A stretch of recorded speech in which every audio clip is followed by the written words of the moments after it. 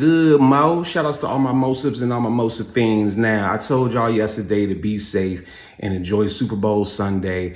And if you're like me, you probably didn't enjoy Super Bowl Sunday because that Super Bowl was super boring. I almost fell asleep watching it. It was low scoring, very great defensively. Started to pick up some pace towards the end of the game, but Seattle, New England, I mean, they're two great teams. They made it to the big game. You know, congrats to both of them and congrats to Seattle for winning the game. But I really didn't have no dog in this fight. I didn't even bother to go to a Super Bowl party or nothing. I just said, I'm just stay in the house, watch the game.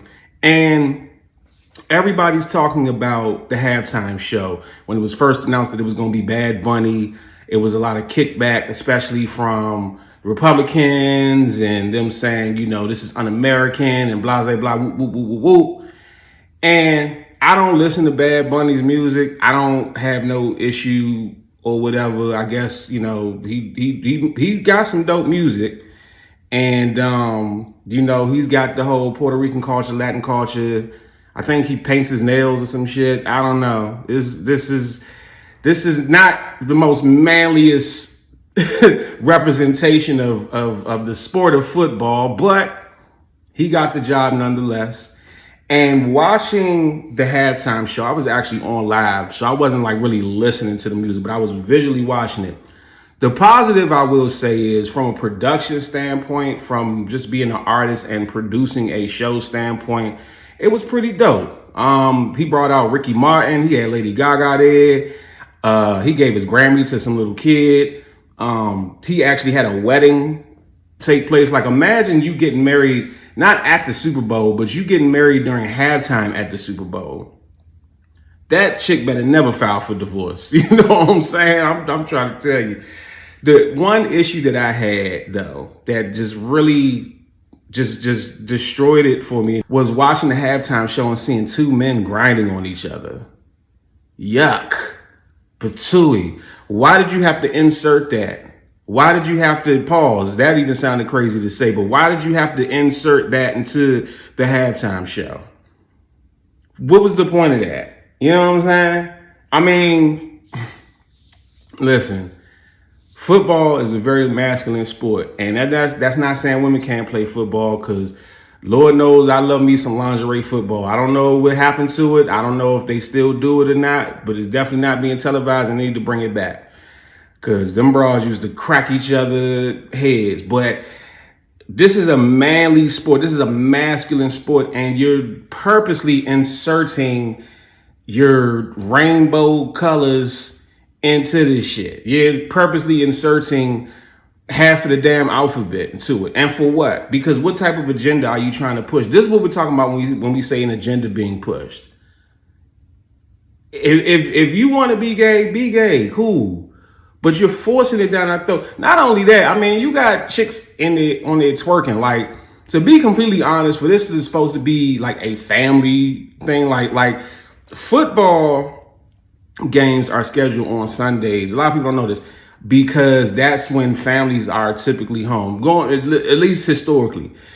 You're home from work, everybody's home, so that's a good day to actually have football on TV so that everybody could gather in front of the TV and watch football. That's the reason why on Thanksgiving my Cowboys play and two other teams play every Thanksgiving, because that's a tradition, because families are going to be home and or together in front of the TV.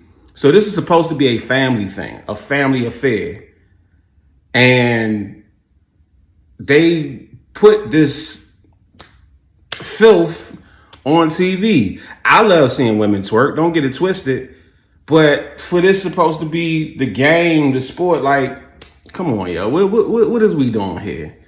Now, y'all's favorite president, Donald Trump, said the Super Bowl halftime show is absolutely terrible, one of the worst ever. It makes no sense. It is an affront to the greatness of America and doesn't represent our standards of success, creativity, or excellence. Nobody understands a word this guy is saying, which is racist. And the dancing is disgusting, especially for young children that are watching from throughout the USA and all over the world. What I just said, this show is just a slap in the face to our country, which is setting new standards in records. every single day, including the best stock market and 401ks in history.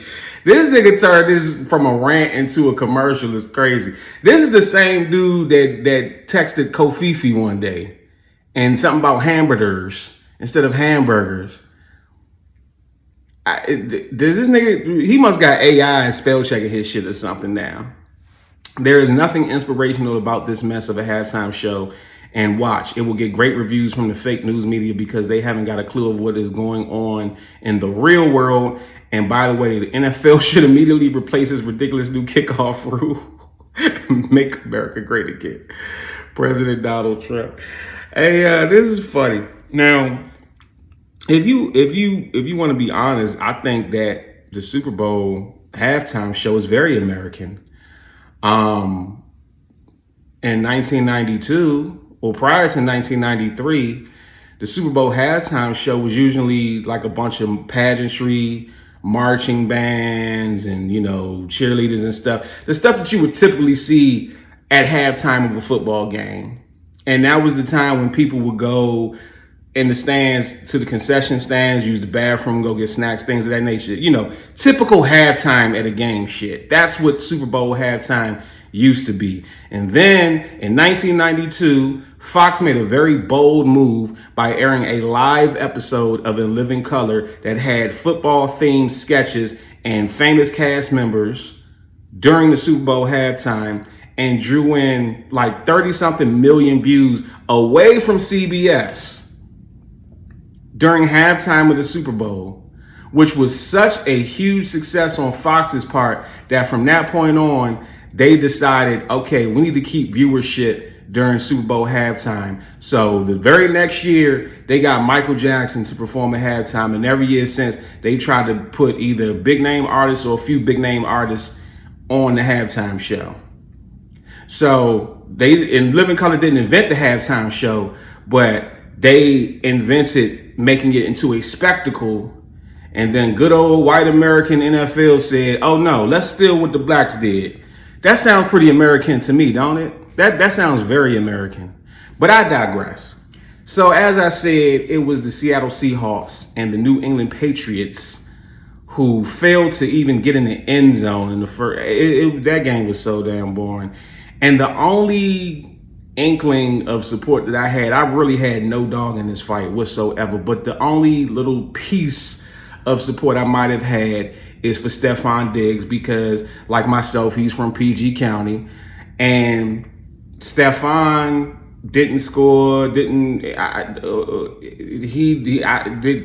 Patriots was like basically non-existent, and it's crazy that weeks ago, I guess they asked Cardi B, does she have any words for Stefon Diggs, and she says, "Good luck." Message for Stefon before the game. One inspired message for him. Good luck. Punch. Diggs, fight back, Diggs. Mine's well. Now, I'm not going to hold you. When I heard that she said that, but watching it today, I'm like, oh yeah, that did look like she was a little upset or pissed off or something like that. And now people are so stalkerish that they didn't figure out that Cardi B and Stefon Diggs have unfollowed each other on Instagram. So if they broke up, I don't know, whatever. But y'all be so invested into these celebrities. Like, how do y'all even know this stuff? Like, is there a team of people working around the clock to see who's following who and who's not following who? Explain that to me. I don't get it. If she wants to have a baby with a nigga while she's still married to another nigga, and have a baby with a nigga that got other women having babies with the same nigga, that's her business. And if she wants to break up with the nigga before or after he loses the Super Bowl, that's her business as well. And if she wants to twerk on robots and almost bust her ass, but the BBL saved her. The BBL saved her. Her fake ass saved her real ass from being busted. That's her business. And if TMZ wants to share videos of that and post it up online, that's their business. And if she wants to sue TMZ for posting up some shit that she did, that's all of our business. Because what you mad about? You did it. How you gonna sue them for some shit you did? Make that make sense. Let me know what y'all think in the comment section. If I had a machine that could travel through time, I would go back some years with a Mac and a 9, 2 Uzis with a few grenades in my hand, AKs, HKs, more Ks than the Klan. Fuck a nigga gonna do against me with a musket. I'm talking about them days they would stone you in public. You probably go back in time to meet Jesus Christ. I'd ask Jesus for help to steal Judas Ice. Amen. You got music, you got a business, you got a product or service, but you're not making enough money off of it because you don't have enough exposure. DM or email me right now to get promoted on my platforms. I have 850,000 subscribers on YouTube. I have 460,000 followers on Instagram. I have the following that you want to get seen in front of. I was able to increase the sales of this Amazon book off of a YouTube sponsorship with just 30,000 views. And I was able to give this artist 15,000 views with the Instagram repost in less than 24 hours. So DM or email me at bookingcranklucas@gmail.com right now to get more exposure and more money for your business.